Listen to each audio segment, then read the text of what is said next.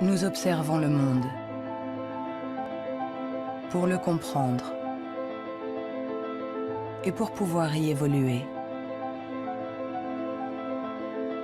L'intelligence nous a permis de forger les outils pour comprendre l'infiniment petit et l'infiniment grand. Depuis plus d'un siècle, psychologues, biologistes, généticiens et neuroscientifiques la dissèquent, l'analysent, la mesurent. Nous avons inventé les ordinateurs, marché sur la Lune. Mais contrairement à ce que nous pourrions croire, notre intelligence individuelle n'augmenterait pas. Aujourd'hui, la science explore les différentes facettes de notre intelligence. Mais les scientifiques savent-ils vraiment ce qu'est l'intelligence ?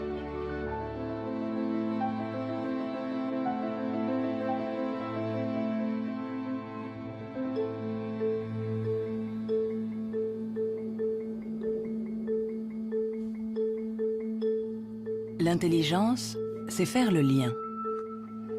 Assembler différents éléments pour trouver une solution. Pour la comprendre, il faut réussir à la fractionner, en isoler toutes les composantes. Les chercheurs se sont donc penchés sur ces différentes facettes.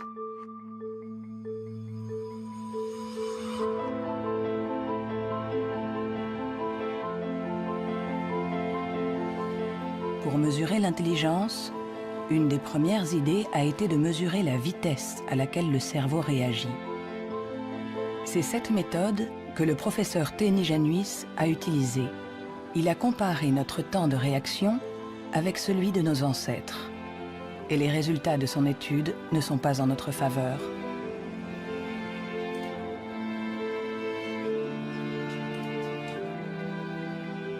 Pour mesurer le temps de réaction, on présente à un sujet une lumière sur un écran et il doit dire, en appuyant le plus vite possible sur un bouton, si elle apparaît à droite ou à gauche. Ce n'est donc pas un réflexe, mais une information simple que notre cerveau doit traiter. Ces études sur le temps de réaction sont très anciennes. Plusieurs d'entre elles ont été faites entre 1860 et 1880 en Grande-Bretagne par Francis Galton, le cousin de Charles Darwin. Il a testé plusieurs milliers de personnes qui étaient représentatives de la population de l'époque. Les gens avaient alors un temps de réaction très rapide. Nous avons donc cherché des études comparables qui auraient été faites durant les 120 dernières années. Et nous en avons trouvé une quinzaine. En les comparant, nous avons pu montrer que durant les 150 dernières années, les gens sont devenus de plus en plus lents.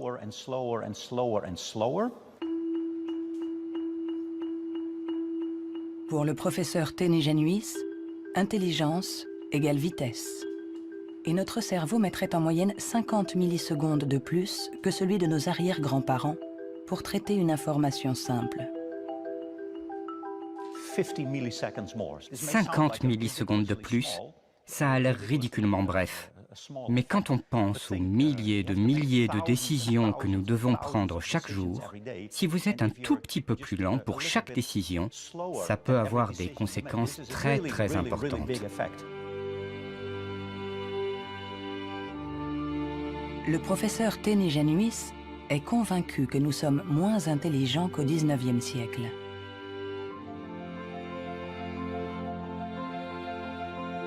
Il en voit la preuve dans l'incroyable inventivité de cette période, marquée par une explosion des innovations, de la créativité, des idées.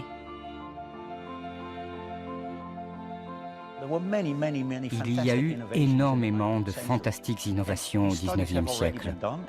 Des études ont montré que le nombre d'inventions par habitant était 4 fois plus important qu'aujourd'hui. Le professeur Teni Januis pense que notre intelligence est en panne. Elle décline depuis au moins 150 ans.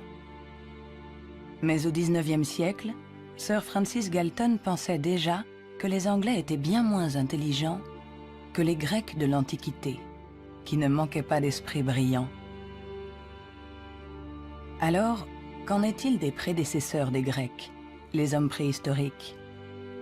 Eh bien, il est extrêmement difficile de mesurer leur intelligence.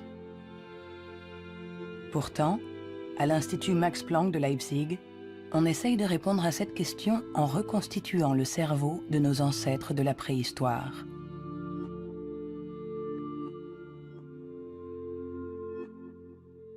La paléoneurologie, c'est une science très frustrante, puisque son objet, j'allais dire, quasiment n'existe pas.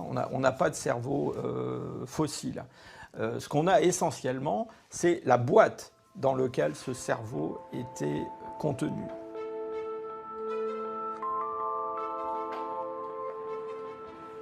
En comparant notre cerveau avec celui des hommes préhistoriques, les scientifiques se sont aperçus qu'il y avait des différences. Des différences de forme, mais aussi des différences de taille. Certains hommes préhistoriques avaient un cerveau plus grand que le nôtre. Quand on sait que tout ce que nous sommes, tout ce que nous pensons, nos souvenirs, notre personnalité, nos émotions, notre langage, tout dépend essentiellement de cet organe, alors est-ce que l'intelligence est directement liée à la taille? Il serait naïf de penser qu'il n'y a pas de lien entre la taille du cerveau et la complexité des comportements, entre guillemets, l'intelligence.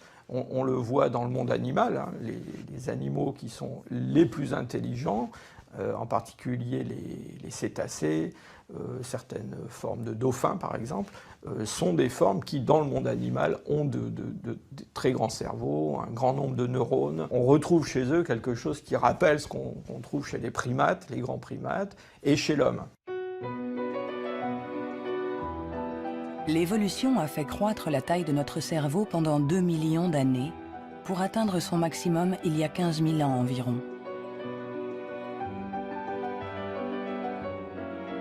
L'homme de Cro-Magnon, qui a peint les murs de la grotte de Lascaux il y a quelques 17 000 ans, était un Homo sapiens, comme nous. Mais de tous les Homo sapiens, il est celui doté de la plus grosse cervelle. En effet, la taille de notre cerveau aurait diminué par rapport à celui de notre ancêtre.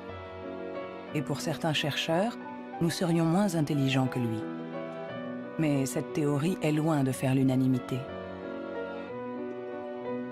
Moi, je ne crois pas qu'il y a une intelligence qu'on peut mesurer avec 1 centimètre et dire, voilà, il est aussi intelligent, ou il est plus intelligent, ou il est moins intelligent. Un homme de Cro-Magnon, il était intelligent pour être intelligent dans le monde où il vivait, et pas pour être intelligent dans une banque.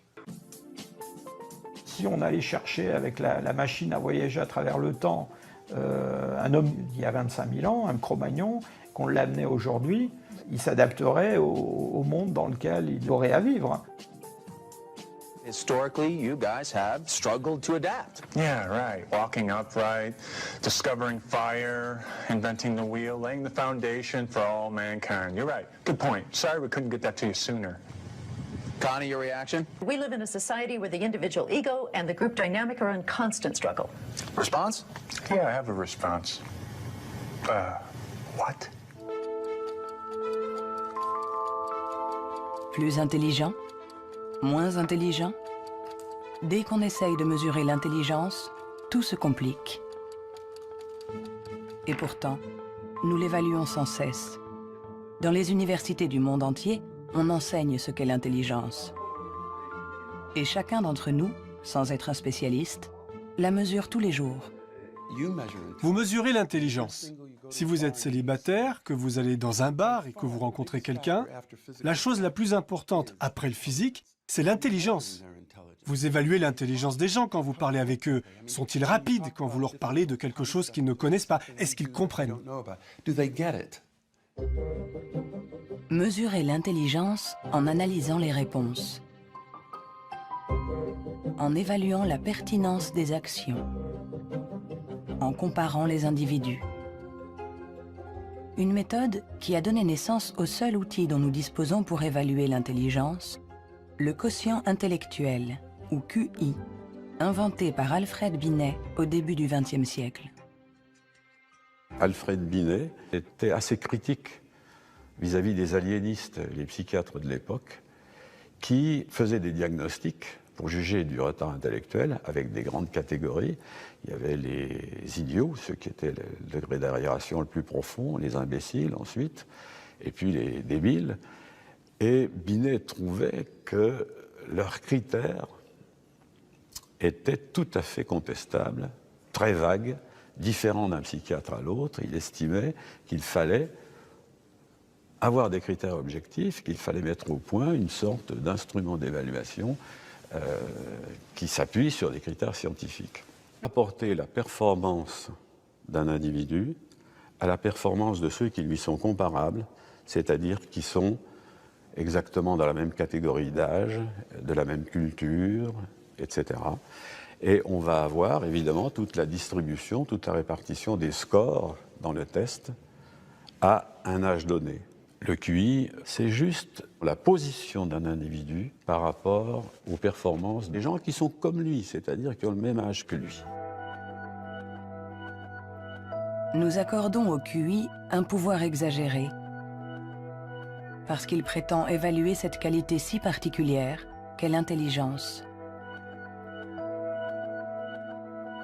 Difficile dès lors de résister à la tentation de s'évaluer, de se comparer. Ce qui est un peu catastrophique, c'est ce qu'on voit actuellement sur des sites internet où on vous permet de calculer votre QI.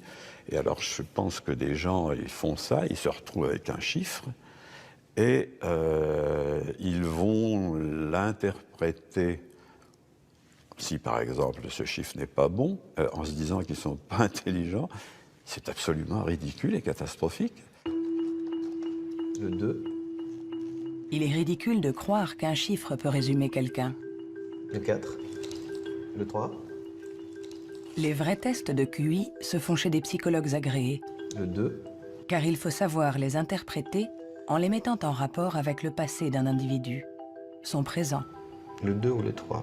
sa personnalité. Le QI permet d'évaluer l'intelligence, de comparer les individus. Mais nous permet-il de savoir si notre intelligence a évolué depuis que Binet l'a inventé il y a plus d'un siècle? Réussissons-nous mieux aujourd'hui les tests de QI? C'est en Nouvelle-Zélande qu'on a apporté pour la première fois une réponse à cette question. C'est ici que James Flynn a fait une découverte surprenante que les scientifiques du monde entier ont baptisé l'effet Flynn. L'effet Flynn, c'est la découverte que pour toutes les nations qui sont entrées dans l'ère industrielle, il y a eu des gains importants dans les tests de QI. J'ai regardé tous les types de tests de QI dans 40 pays, comme en France, en Hollande, en Norvège, partout où il y avait des appelés au service militaire. On leur donnait exactement le même test chaque année. Et les gains sont évidents. Il y a une ou deux générations, les gens avaient en moyenne 30 réponses justes sur 60, alors qu'aujourd'hui, ils en ont 45.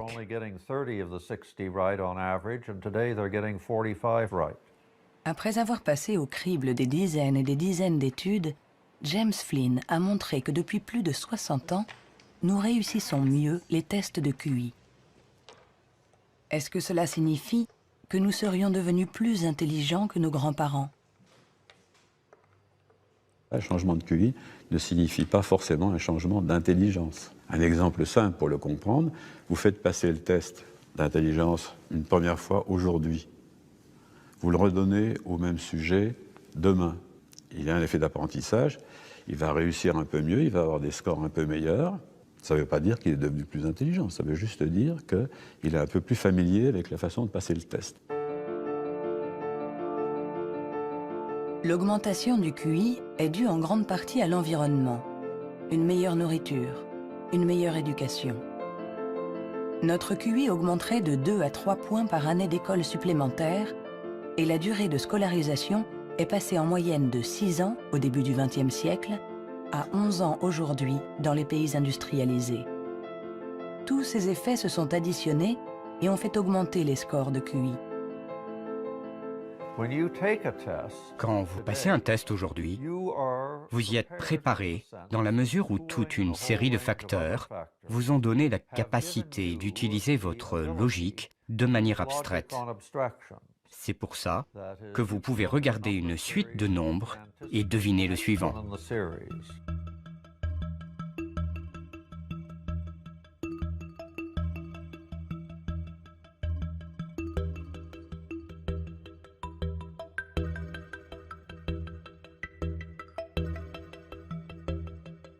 Avec l'intelligence, il ne faut pas se fier aux apparences. De meilleurs scores au test de QI ne nous disent pas que nous serions plus intelligents. Nous sommes juste mieux préparés pour réussir des tests de QI. Notre intelligence est comme un muscle que nous avons entraîné pour en exprimer tout le potentiel. Mais à force de nous entraîner, nous avons peut-être atteint nos limites. Les chiffres le prouvent. Après des décennies d'augmentation, les résultats au test de QI plafonnent. Ils diminuent même dans certains pays, comme l'Angleterre, le Danemark ou la Norvège. L'augmentation du QI est un phénomène qui a duré un siècle. Mais tous les pays vont finir par voir un plafonnement de cette augmentation. L'école a fait le plein. C'est elle qui a offert la capacité de manier des concepts abstraits. Et à moins d'une révolution de la pédagogie, les bénéfices dus à l'école vont plafonner parce que presque tout le monde aujourd'hui est scolarisé.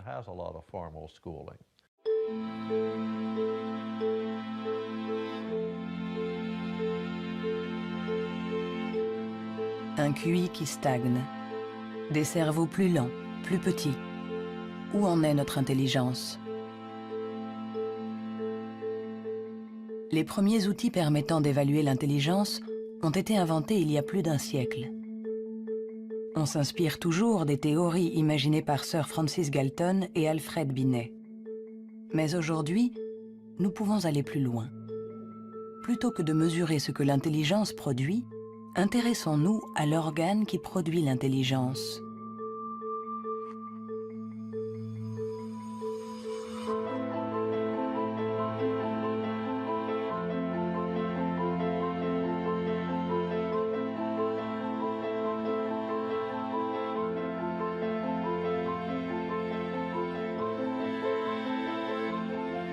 Richard Ayer est psychologue et neuroscientifique à l'Université de Californie, Irvine. Depuis plus de 30 ans, il essaie de savoir à quoi ressemble un cerveau intelligent. Grâce aux progrès faits par l'imagerie cérébrale ces dernières années, il cherche, avec son collègue le professeur Rex Jung, où, dans le cerveau, se niche l'intelligence. Nous regardons le cerveau de Richard Ayer, un très joli cerveau. Le docteur Ayer est une personne brillante, intelligente, et nous voyons toutes les régions qui sont le support de son intelligence.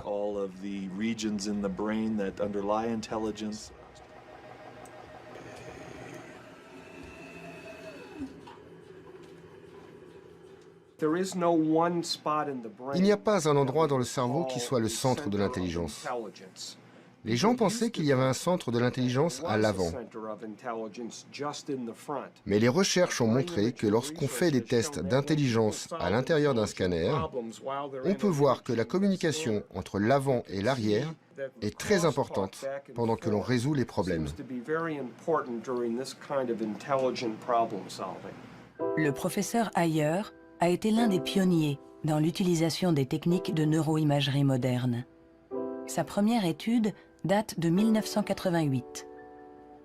On n'avait alors jamais utilisé ces outils dans les recherches sur l'intelligence.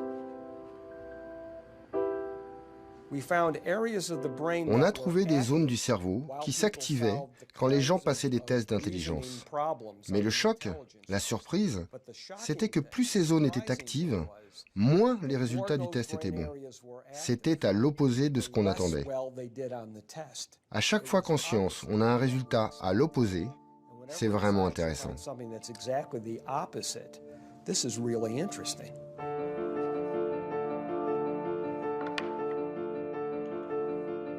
Un cerveau intelligent n'est pas un cerveau qui fonctionne plus, mais au contraire, un cerveau qui fonctionne moins. C'est ce qu'on appelle la neuroefficacité. Être intelligent, c'est résoudre un problème en faisant un minimum d'efforts.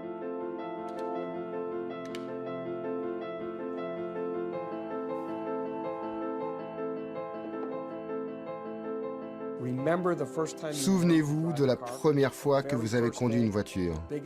Le premier jour, dans un grand parking vide, avec quelqu'un assis à côté, et vous tournez le volant et vous pensez « Maintenant, il faut que je freine ».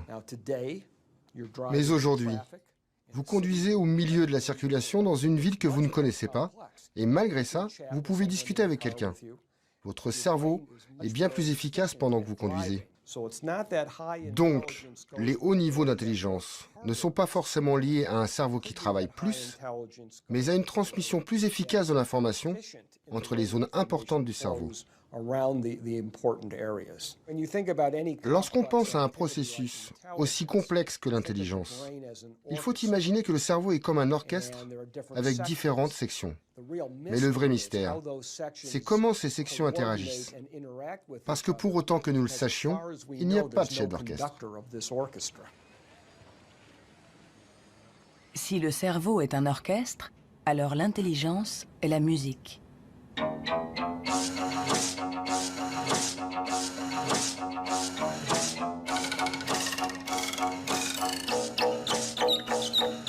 Nous commençons à déchiffrer la partition, mais nous ne savons toujours pas comment les musiciens parviennent à jouer ensemble.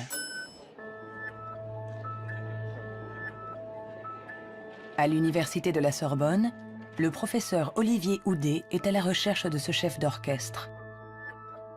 Pour le trouver, il mesure l'activité électrique du cerveau pendant que des enfants résolvent des problèmes.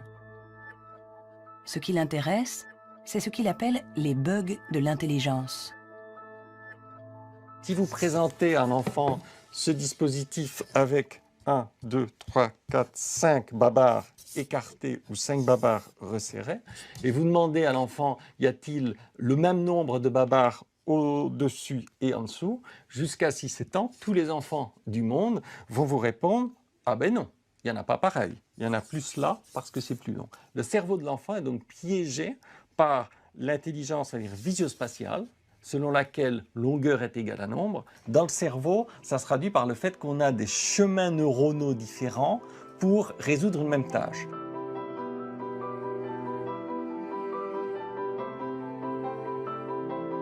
Compter ou mesurer. Il y a toujours plusieurs solutions à un problème. Et notre cerveau est sans cesse en train de lutter pour inhiber les mauvaises stratégies. Nous, ce qu'on montre ici, et c'est ça la découverte et l'originalité de notre laboratoire, est que l'inhibition, c'est sans doute le processus clé et positif de l'intelligence, parce que c'est elle qui nous permet de résister à nous-mêmes, en quelque sorte. Résister à nous-mêmes, c'est apprendre à contrôler les interférences qui viennent perturber notre intelligence. Le test de Stroop est une des méthodes pour observer ces interférences. Il consiste à donner la couleur d'un mot, mais attention, sans le lire. Bleu, jaune, rouge, jaune, vert, rouge, vert, vert, rouge, vert, jaune, jaune, rouge, jaune, jaune, rouge, jaune, rouge, jaune, jaune, rouge, vert, rouge, jaune, bleu.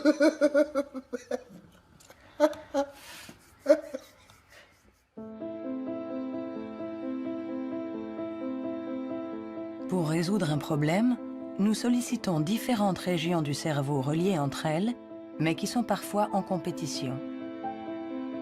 Mais comment ces différentes zones communiquent-elles? C'est ce à quoi s'intéresse le professeur Douglas Fields à l'Institut national de la santé de Washington.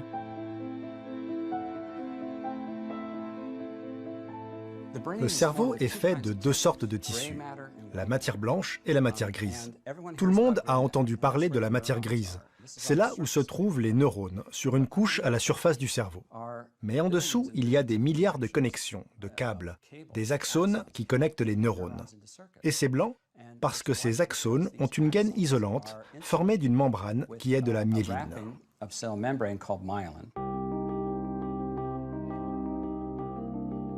La myéline entoure les axones, permettant aux informations de circuler de manière rapide et efficace dans le cerveau.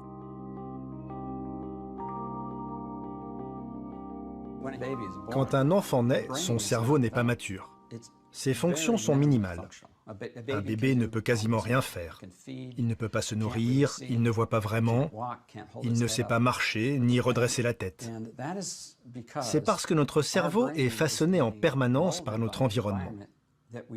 Et une des choses les plus intéressantes avec la myéline, c'est qu'elle se forme après notre naissance. La myéline est essentielle pour que l'information circule de manière efficace dans le cerveau. Elle est donc essentielle pour notre intelligence.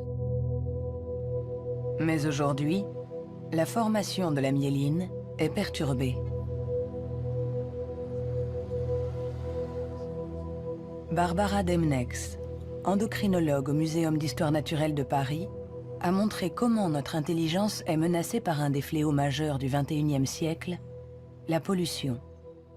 Quel que soit l'endroit où vous vivez dans le monde, vous allez être exposé à des centaines de produits chimiques qui vont interférer avec l'hormone thyroïdienne. Cette hormone est produite par la glande thyroïde qui se trouve à la base du cou chez l'homme. Elle est nécessaire au développement du cerveau depuis les premières étapes du développement du fœtus jusqu'à un âge plus avancé, comme le mien, pour assurer le maintien de fonctions, comme la myélinisation. L'Autorité européenne de sécurité des aliments a analysé 297 pesticides. Plus d'une centaine d'entre eux perturbent le fonctionnement de l'hormone thyroïdienne. Tout comme le bisphénol A, les PCB, les retardateurs de flamme. Des produits chimiques avec lesquels nous sommes en contact tous les jours. L'équipe de Barbara Demnex a montré qu'ils ont la particularité de bloquer les récepteurs spécifiques de l'hormone thyroïdienne sur chacune des cellules de notre cerveau. Et les effets sont considérables. Ce sont des preuves solides. On a regardé, les scientifiques ont regardé, les niveaux d'exposition chez les femmes qui ont des enfants. On a comparé différents niveaux d'exposition et on a vu que les niveaux les plus élevés étaient associés à une perte de 5 à 6 points de QI chez leurs enfants. C'est vrai que la plupart d'entre nous ne voient pas la différence, mais il est évident que 5 points de QI en moins peuvent faire une grande différence pour votre réussite scolaire ou votre réussite dans la vie. Et le simple fait de le savoir est vraiment troublant pour les parents.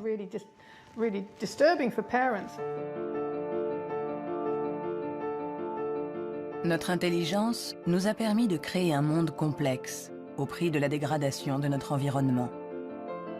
Et nous pourrions en payer le prix si cette dégradation perturbe la formation de notre cerveau, en agissant sur la myéline par exemple. Mais si ce phénomène se confirme, comment le gérer? Pendant plus d'un siècle, on a pensé que tous nos processus mentaux n'étaient dus qu'à l'activité électrique des neurones. Mais aujourd'hui, les neurobiologistes ont commencé à explorer un nouveau continent. Il n'y a que 15% des cellules du cerveau qui sont des neurones. Le reste, qui représente 85%, ne communique pas grâce à l'électricité. On l'appelle la glie. De nouvelles méthodes nous ont permis de voir avec surprise que les cellules gliales communiquent entre elles et avec les neurones. On est à la pointe des recherches sur le cerveau, car il y a là un changement fondamental dans la manière dont on pense que le cerveau fonctionne au niveau cellulaire. Les cellules gliales, des cellules bien plus nombreuses que les neurones et qui forment leur environnement. Certaines fabriquent la myéline. D'autres nourrissent les neurones et les protègent. On les appelle les astrocytes. Et une découverte inattendue a montré que les astrocytes jouaient un rôle dans l'intelligence. tout a commencé avec un génie. En avril 1955, au Princeton Hospital du New Jersey, Thomas Harvey, médecin pathologiste, est en charge de l'autopsie de Albert Einstein. Et ce 18 avril, à 8 h du matin, il décide de voler le cerveau de celui que nous considérons comme l'incarnation du génie. Il espérait, en examinant le précieux organe, percer les secrets de l'intelligence. Après l'avoir conservé caché chez lui pendant 27 ans, il autorisa d'autres scientifiques à l'examiner. Et ils découvrirent quelque chose dans le cerveau d'Einstein qui était peut-être le secret de son intelligence. Le cerveau d'Albert Einstein a été examiné pour voir ce qui le rendait plus intelligent. Et il n'y avait pas de différence sur le nombre de neurones, sur la taille des neurones, il n'y avait rien. Mais son cerveau avait plus d'astrocytes. Et beaucoup de gens se sont intéressés au rôle joué par les astrocytes dans l'intelligence. Les astrocytes. Des cellules gliales identifiées il y a plus d'1 siècle. Mais ces dernières années, les scientifiques se sont aperçus que leur rôle était plus complexe que ce qu'ils imaginaient.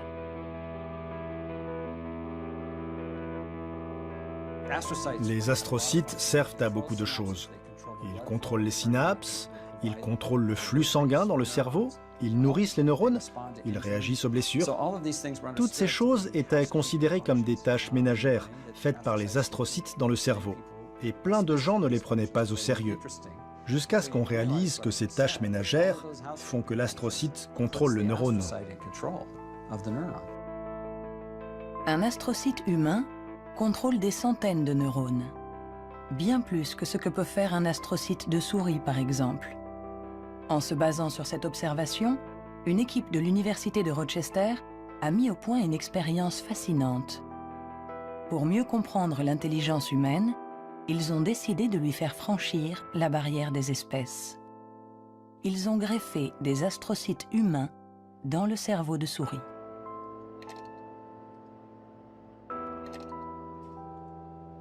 Nous avons effectué des greffes des astrocytes humains chez la souris. Et la greffe, littéralement, envahit tout le cerveau.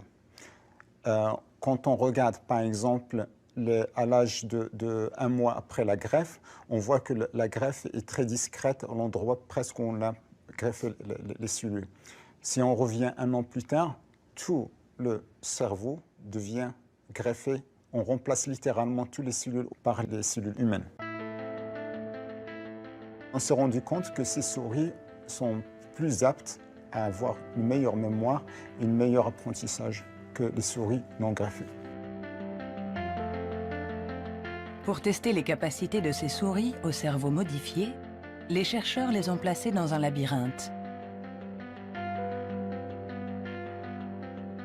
Résultat, les souris greffées trouvent la sortie 2 fois plus vite que les souris non greffées. Cette expérience ne laisse plus la place au doute. Les astrocytes contribuent à favoriser la mémoire et l'apprentissage. Ils jouent un rôle clé dans notre intelligence. Grâce à eux, il espère pouvoir trouver les gènes qui influent sur l'intelligence. Les gens demandent souvent dans quelle mesure l'intelligence est déterminée par les gènes. Mais tout d'abord, il faut insister sur le fait que le mot « déterminé » n'est sans doute pas le bon. On devrait dire « influencer ». C'est comme pour la taille, elle est liée aux gènes, mais pas déterminée par eux. Si vous êtes grand, il est probable que vos enfants seront plus grands que la moyenne. Mais s'ils sont mal nourris ou s'ils sont malades, ils seront peut-être plus petits. Ce n'est pas déterminé, c'est influencé. Pour l'expliquer différemment, les gènes nous donnent un potentiel et l'environnement permet de l'exprimer.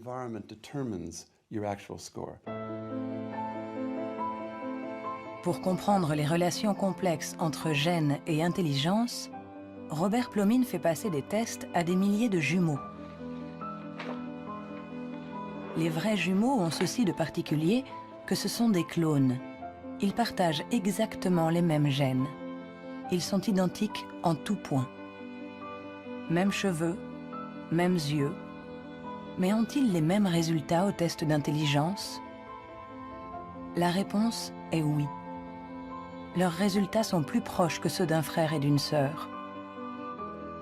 C'est la preuve que même s'ils ne sont pas les seuls déterminants de l'intelligence, les gènes jouent un rôle crucial.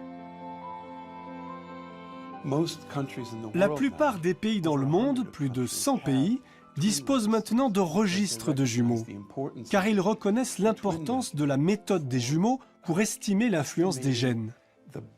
La prochaine étape de nos recherches est d'essayer de trouver les gènes responsables de l'intelligence.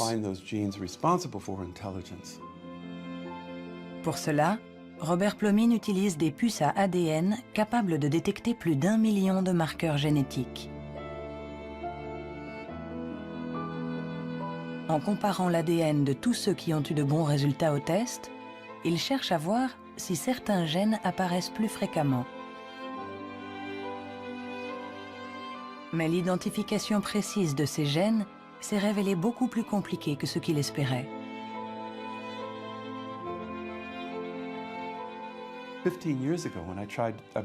Il y a 15 ans, quand j'ai commencé à essayer de trouver les gènes de l'intelligence, personne n'imaginait que ce serait aussi difficile. On a identifié plus de 300 gènes qui influent sur l'intelligence. Et le problème, c'est qu'on en a identifié seulement 1%.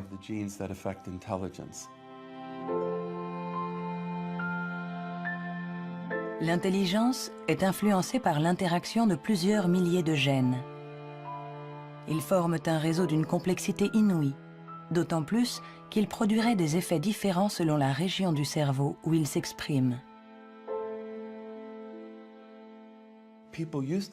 Avant, on imaginait le fonctionnement du cerveau en termes de zones. Cette zone gère le langage, celle-ci fait autre chose. Le corps calleux relie les hémisphères. Beaucoup de gens aujourd'hui ont réalisé que c'était une fiction, que le cerveau agissait de manière plus globale. Et si on regarde ça du point de vue génétique, cela rend les choses plus claires, parce que la plupart des gènes qui agissent sur le cerveau affectent beaucoup de régions différentes. Nous avançons pas à pas dans la compréhension de notre intelligence. Les scientifiques affinent les outils pour la mesurer. Mais la question qui se pose est l'usage que nous en ferons.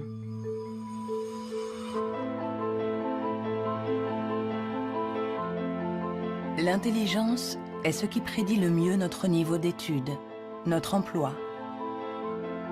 Par conséquent, parler de l'intelligence de quelqu'un n'est pas anodin. On donne une valeur, on classe, on hiérarchise, avec tous les risques de dérapage que cela comporte. L'erreur de raisonnement, c'est de considérer que l'intelligence serait essentiellement héréditaire. Et ça a conduit effectivement à des dérives qui sont tout à fait ridicules, je dirais, absolument ridicules.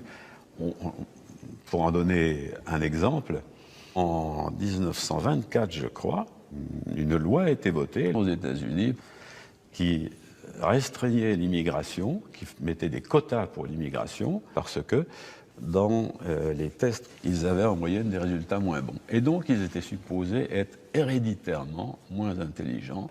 Il fallait qu'il en vienne moins aux États-Unis pour ne pas faire baisser la moyenne. On les accueillait, vous savez, dans Ellis Island, cette petite île qui est en face de New York, et pas mal d'entre eux ont été renvoyés, et notamment ceux qui, dans les années 30, commençaient à sentir la montée du nazisme, je pense aux Juifs de l'Europe de l'Est, par exemple, et qui ont été refoulés pour des raisons absolument idiotes. On a longtemps cru qu'on ne pouvait pas échapper à ses origines. Notre hérédité était supposée contrôler nos vies. La science, depuis, nous a heureusement éloignés de cette vision déterministe. Mais l'intelligence est un sujet à part, un sujet si sensible que les faux pas et les excès ont marqué son histoire. William Shockley, physicien visionnaire, prix Nobel pour sa découverte du transistor, se montra moins brillant lorsqu'il décida de se pencher sur l'étude de l'intelligence. Dr. Shockley, if you could answer it yes or no, I would appreciate it. Do you believe that black people are inferior in intelligence because of their heredity. What I say is this: my research leads me, and it's a tragic conclusion, really. My research leads me inescapably to the opinion that the major cause of the American Negro's intellectual and social deficits is hereditary and racially genetic in origin, and thus not remediable to a major degree by practical improvements in environment. Then what do you see as the solution to the problem? I would propose that you would offer a bonus to everyone to be sterilized. The offer is based upon the best estimates, best scientific estimates that one can have of any genetically carried disabilities. 1974, c'était tout juste hier, une époque pas si lointaine où certains se servaient du QI pour justifier des théories racistes, pour exclure ceux qui étaient différents. Joseph Chovanec est atteint du syndrome d'Asperger, une forme d'autisme qui peut cohabiter avec un QI élevé. Diplômé de Sciences Po, docteur en philosophie, écrivain. À 6 ans, il ne disait pas un mot. Aujourd'hui, il parle 7 langues, dont l'hébreu, l'arabe, le perse et l'azerbaïdjanais. Je fais partie de ces enfants qui étaient promis à la poubelle. Pendant très longtemps, on nous a dit que les personnes autistes étaient déficientes intellectuelles. On a posé presque comme synonyme déficience intellectuelle et autisme. Alors qu'aujourd'hui, on sait bien que ce n'est pas le cas. Chaque société humaine a besoin d'un certain nombre de hiérarchies, a besoin que les gens se démarquent un peu des autres. Et on a tendance à résumer un peu tout par un critère unique. Aux États-Unis, ce qui fait, j'allais dire, les qualités humaines et les hiérarchies, c'est le QI. En France, c'est tel ou tel concours administratif. Sous la Chine impériale, c'était les fameux concours de mandarinat. Mais tout ça, ça repose sur une idée centrale qui est fausse, à savoir qu'il y aurait une échelle unique de l'humanité. Et forcément, celui qui prône ce genre de théorie se place lui-même tout au sommet. C'est toujours comme ça. L'intelligence comme échelle unique de l'humanité. Mais peut-on résumer l'humain à une seule dimension? Peut-on réduire l'homme à sa seule intelligence, alors que l'intelligence elle-même a de multiples facettes?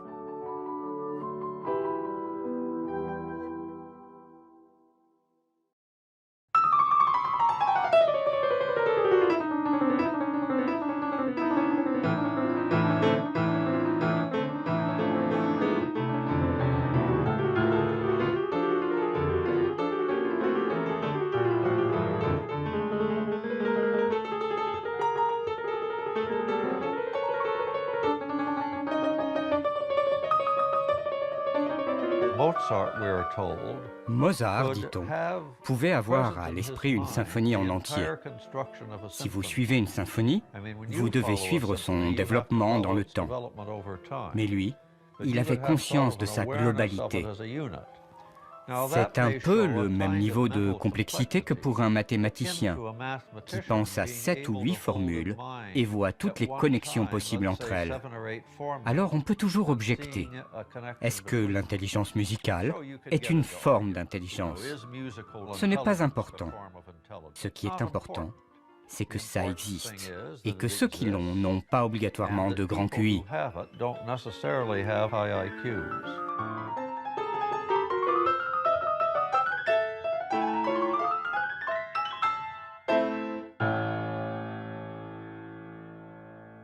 Il y a eu toujours une résistance à considérer qu'il y avait des formes d'intelligence différentes et une espèce de propension à vouloir déterminer un QI général, ce qui voudrait dire qu'on a une intelligence unidimensionnelle, voilà, et vous êtes plus ou moins haut sur cette dimension.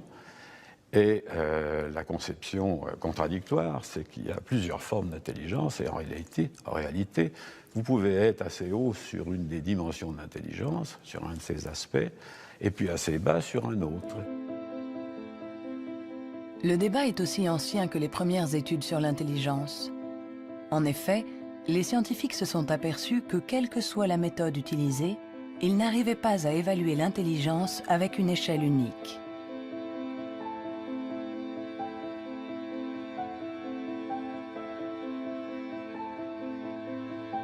À l'Université du Nouveau-Mexique, Le professeur Rex Jung est convaincu que pour résoudre n'importe quel problème, nous utilisons différentes manières de raisonner, que ce que nous appelons intelligence n'est que l'une d'entre elles. Je pense que la créativité est un autre mode de fonctionnement du cerveau. Je cherche à savoir si elle est différente de l'intelligence. Est-elle similaire? Est-ce que c'est la même chose ou bien est-ce différent? J'en suis arrivé à la conclusion que la créativité est un processus de raisonnement fondamentalement différent.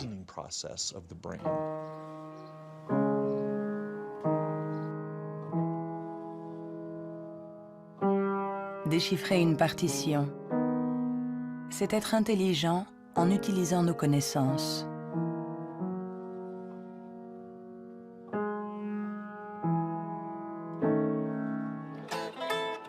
Improviser, c'est être intelligent en inventant, en étant créatif.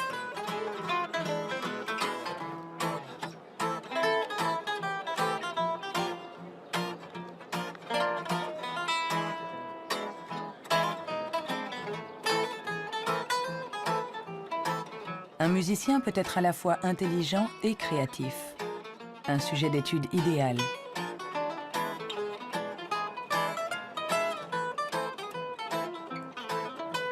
Le professeur Jung a examiné de nombreux cerveaux pour savoir comment intelligence et créativité peuvent cohabiter.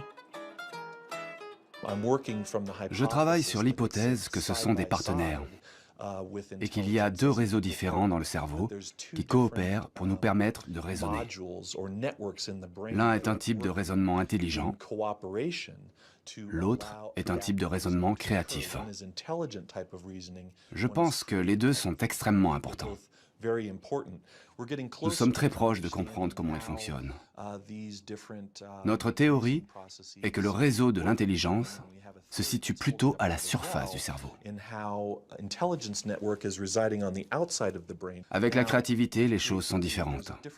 Elle dépend principalement du réseau du mode par défaut.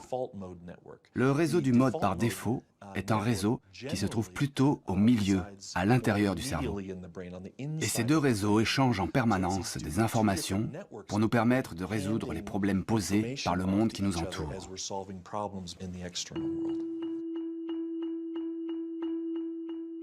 Nous avons tous expérimenté cette sensation d'une idée surgissant de nulle part avec la force de l'évidence.